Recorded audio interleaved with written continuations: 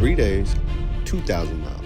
Ride with me as I take you through some of the most iconic sites in America, from Zion National Park to the Horseshoe Bend, and everything the road had to throw at us. But to understand this ride, we gotta understand the journey. So let me take you back to where it all started.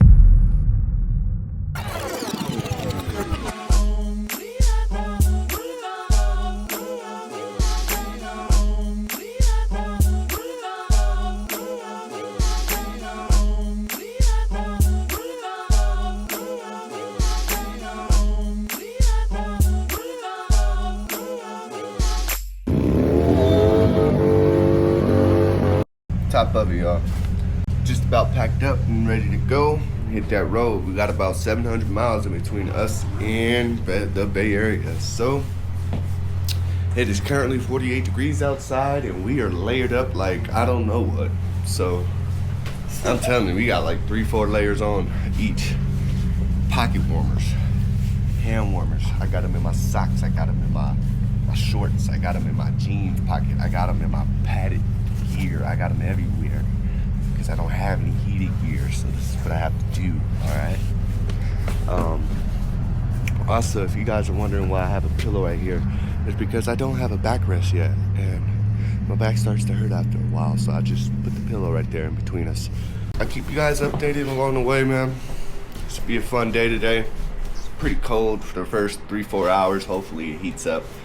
I'm okay cruising in 72, 75, you know, maybe 68, 65 degree weather. But once it starts getting 55, 48, 43 degrees, that, man. All right, yeah, we taking off.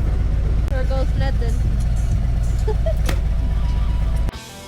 Day 2 kicked off in Williams, Arizona at 7 a.m. The temperature's sitting at around 36 degrees. We were layered up, not just for the cold, but for the rain we knew was coming. We already had it in our heads when we left the hotel. This wasn't going to be an easy ride like yesterday. The miles didn't intimidate me. We had around 700 miles to cover, and that part didn't bother me at all. What really stood out was the weather. Day 2 was going to be different. The cold was manageable, but the rain, that was the real test. It's rides like this you remember more for the weather you rode through than the miles you actually covered. Moments like this come down to your mindset and determination. Knowing when to push forward, when to slow things down, and when to call it quits if you have to. With that understanding, it's time to stop thinking and start moving.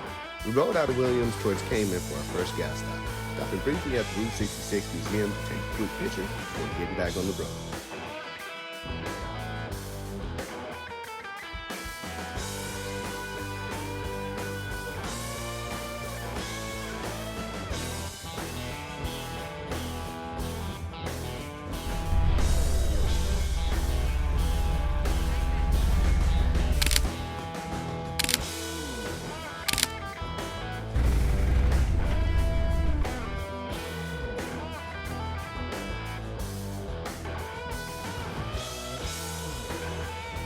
Alright, you guys, we just did about 130 miles to get here. We're in Kingston, Arizona. Stopped to take a quick picture there at the Route 66 Museum. And came here at this cool looking gas station. Pumped some gas real quick, just filled up. Had to get out there and pound some miles. Stay in good spirits. It was really cold coming out here. It was like 36 degrees when we left the hotel this morning. Or like 43 degrees, but it's starting to heat up. It's around like 65 out here. So hopefully, at the next gas station, we can start taking some layers off, because... Well, I took one layer off already. I took the big jacket off. But I'm still yeah, on 2 jackets. I just noticed that. Okay. Okay. All right, So we stopped here to put gas, and for some reason the bike's not starting. But the good thing is that he has like a kit to jump start it. So hopefully, and he doesn't have a screwdriver to unscrew the bolt for the seat. So he went to ask the lady from the gas station if she has one that we could borrow. But yeah, so this is backtracking us. We have like about 8 hours and 30 minutes to get where we're at. Oh, he found the tool for it, so let's hope it works. He's stressing it. Fingers crossed, y'all. Alright, we're back on track, y'all.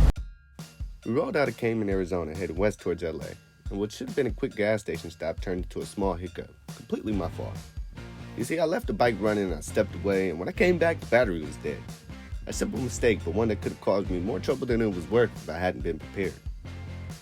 I had every tool packed. Well, at least I thought I did. Turns out I couldn't get to the battery because I didn't even have a screwdriver to take the seat off. All that planning and I missed one of the most basic tools. We didn't want to hang around for too long though. When it was picking up, the air was getting colder and the day was already moving by pretty quick. We hadn't hit any rain yet, but I knew it was coming. Either way, as long as we stayed rolling, we wouldn't be sitting in it for too long. So from one gas station to the next, it was all about watching the weather, dodging the rain where we could, and keeping things moving.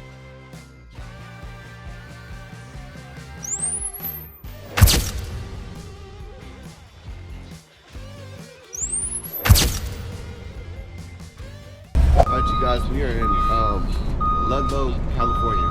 Been here before. We got about 438 miles until we get to the Bay Area. Today, so far, we've done a little over 280 miles. We're doing good. About to fill up on gas. We did have a little scare yesterday. Last gas stop, my battery died on me and I had to jump it. So we'll see. But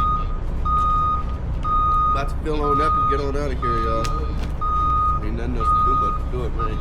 Get back on this road and pound some more miles. I'll catch y'all at the next gas station. Somewhere out there, a few hours into the ride, miles stopped feeling like distance. It didn't matter how far we were from home, because somehow the road felt like home. Out there, everything quiets down. Just time, motion, and space to think about the people who matter. You know, the ones you don't talk to every day, but never stop rooting for you. You see, distance doesn't weaken those bonds. If anything, it shows you which ones are real. It's crazy how you can go years without seeing someone, thousands of miles apart, and still know exactly where you guys stand.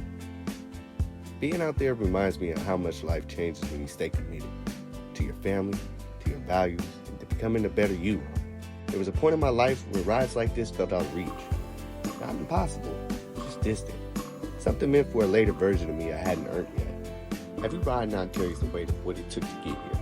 You see, this ride wasn't about how far we moved. It was about remembering where I come from and why I keep moving forward.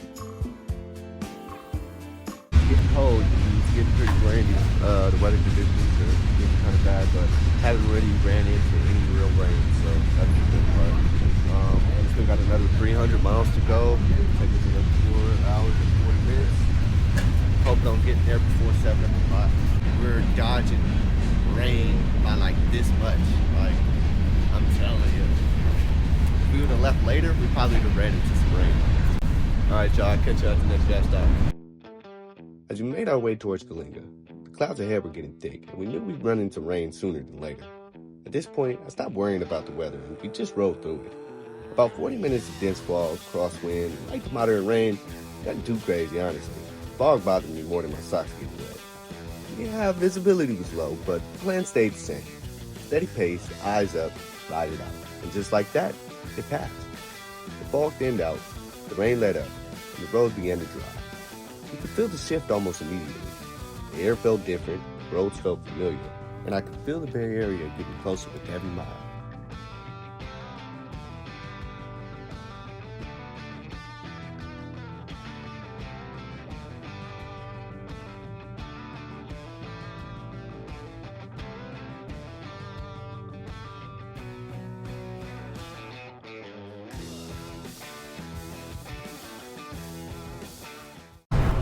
Alright, you guys, we are in Kalinga, California, roughly 171 miles from Patterson, California. I keep saying Patterson because Patterson's on my mind. We're going to be passing Patterson, but we're headed to Pittsburgh. So we're about 171 miles away from Pittsburgh, California. Headed to my sister's house. We're going to crash there, check up there for the night. We're hoping this could be our second to last gas station. Just one more gas station stop and then 70 miles. We can cover the next 150. Stop for gas and smash the last 20, 30, you know. We'll see. But we'll catch y'all at the next gas stop, man. I'm getting tired. Finish out this day. Only 170 more miles to pound, y'all. As we got closer to the Bay Area, everything started to sink in and my mind began to wonder. See, I left home at 19. Now at the age of 25, I'm a completely different person. Back then, I wasn't anywhere near the man I am today.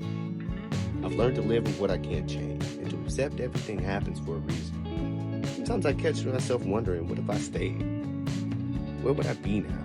And then I realized I wouldn't be here at all if it wasn't for the choices I made. Even the hard ones, even the ones that felt like a mistake at the time. It's strange thinking about it on the road like this. Miles away, coming back home, realizing how far you've come. I couldn't help but appreciate the path that brought me here. Every struggle, every bad decision, every moment of uncertainty shaped me into the man I am today. And somehow, after all of it, despite the doubts and the mistakes, it feels like I'm exactly where I'm supposed to be.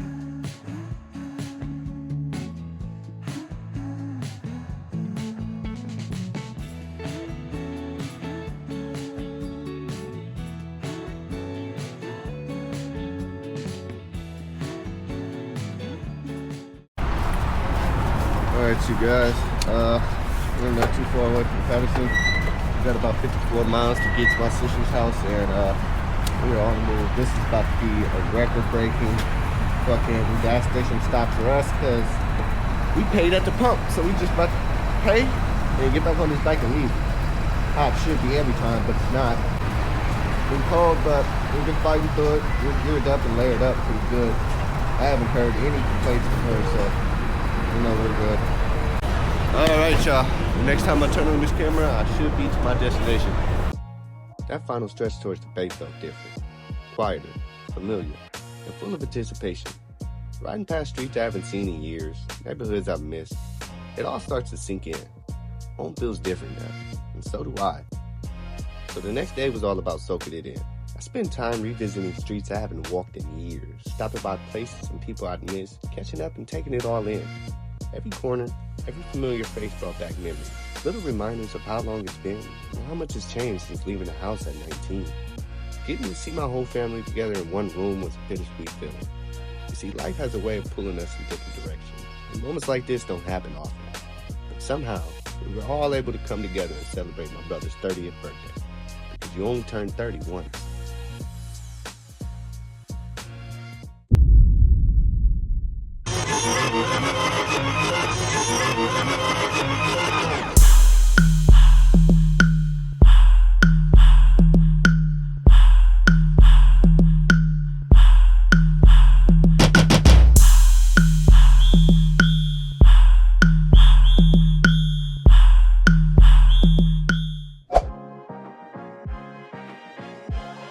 I love you, and I miss you, and I'm gonna behave today.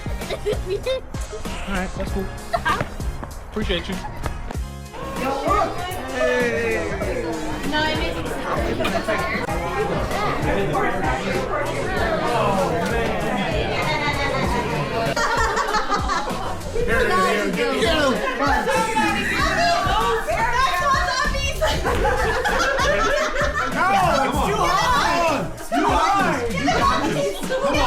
Come on, little man. It's too hard. Yeah, how you gonna get that down? Cheers. Cheers. Happy birthday. Happy birthday, dear Matthew. Happy birthday to you.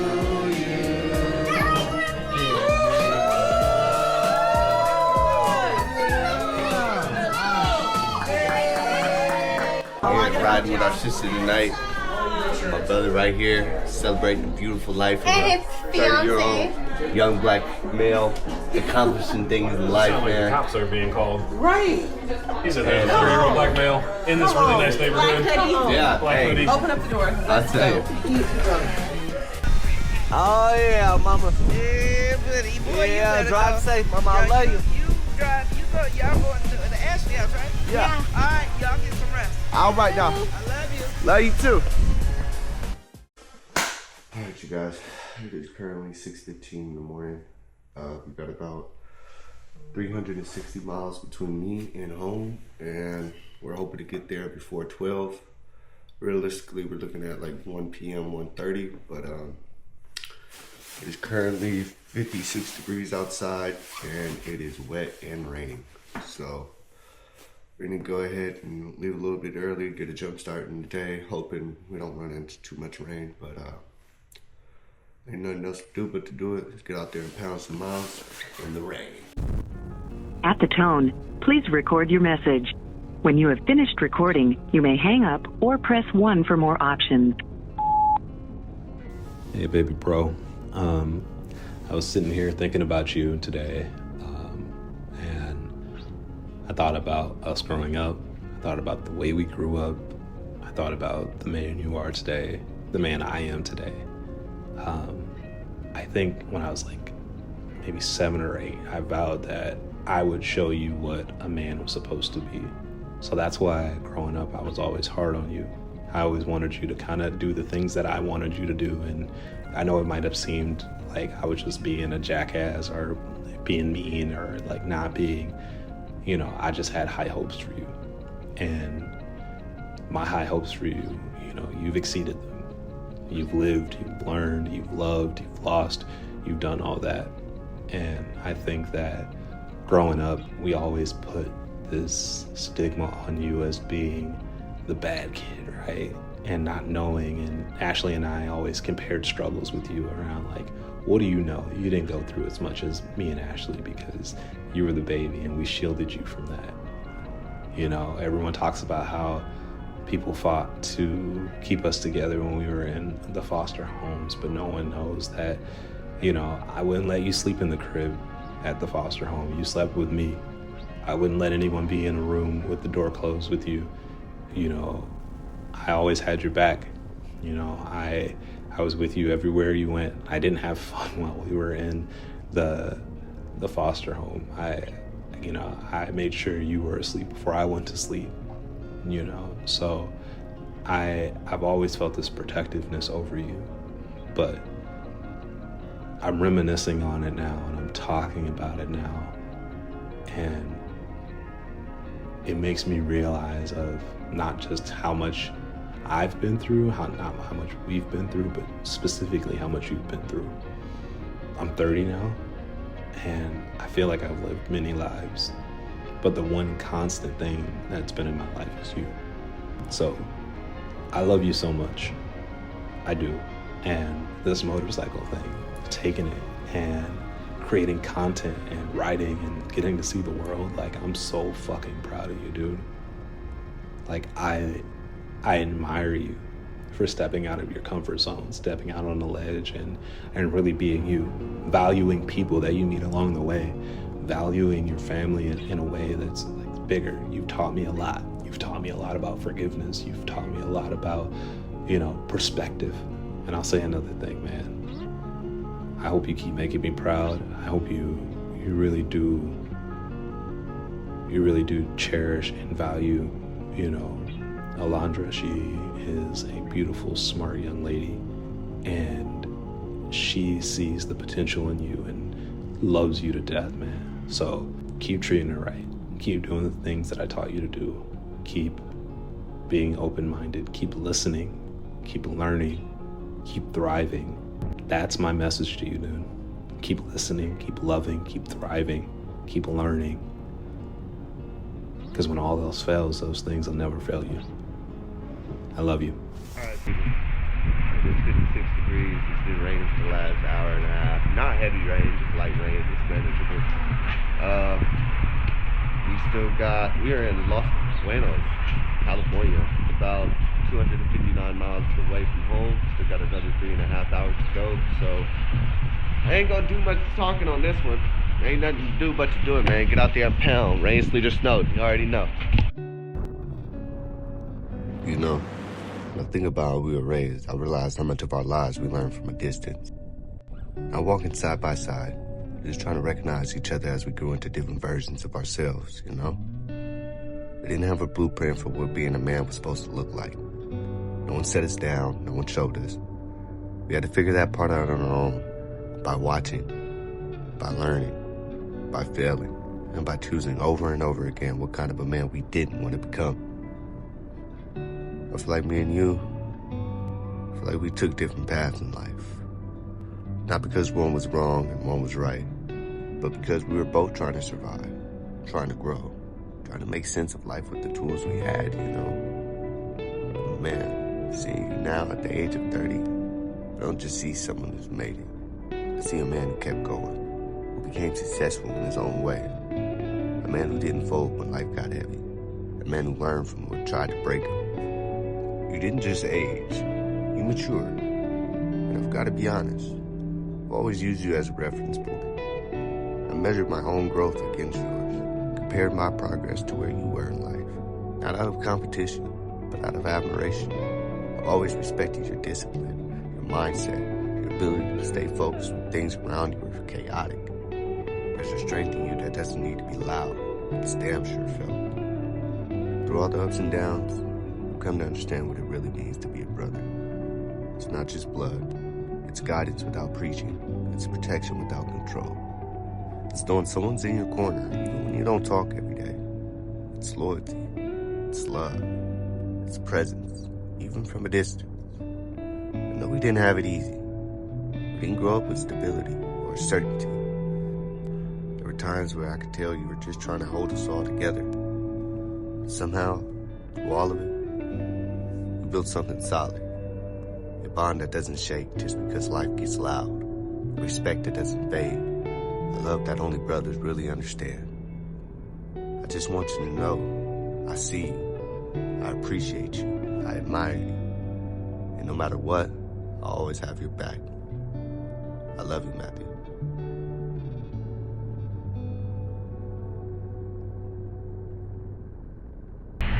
It's been an adventurous weekend. We're known for our little 3-day journeys, but it's coming to an end, and this might be our final gas station of this journey, this whole trip. Yeah, well, I can't wait to get home. I miss my dog, and I want to lay down and rest. We both have work from home, but we'll see. But it's getting cold, and we're trying to beat the rain again, so it's time to get back on that road. I'll catch y'all when I get home, y'all. This weekend gave me a lot to think about. The miles, the people, the moments. All of it reminded me of how much I've grown and how different I am from the person I used to be. Every ride teaches you something if you let it. And this trip reminds me of how far I've come. Not just on the road, but in life.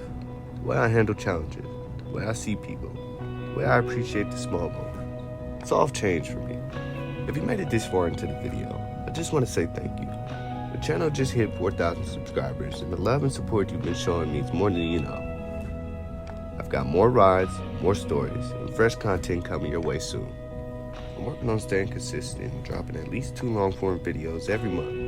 If you want to keep up with me on a day-to-day, check me out on Instagram at WhoIsTwigs. How many miles are between you and your closest kin? If you have family out of state or relatives you don't see often, comment down below and let me know. I want to hear your story. If you enjoyed this video, be sure to like, comment, and subscribe. As always, keep the shiny side up. More miles, more memories. Alright, you guys, just made it home. We did about 1,900 miles during this trip the last 3 days. It's been a hell of a journey.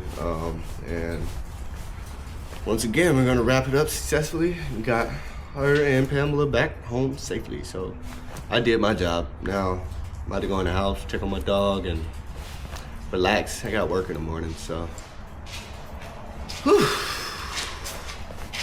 Don't know when I'm gonna be taking my next trip, but should be taking another trip soon, hopefully in February, March, but that's it for now. All right, you guys. Catch you on the next one.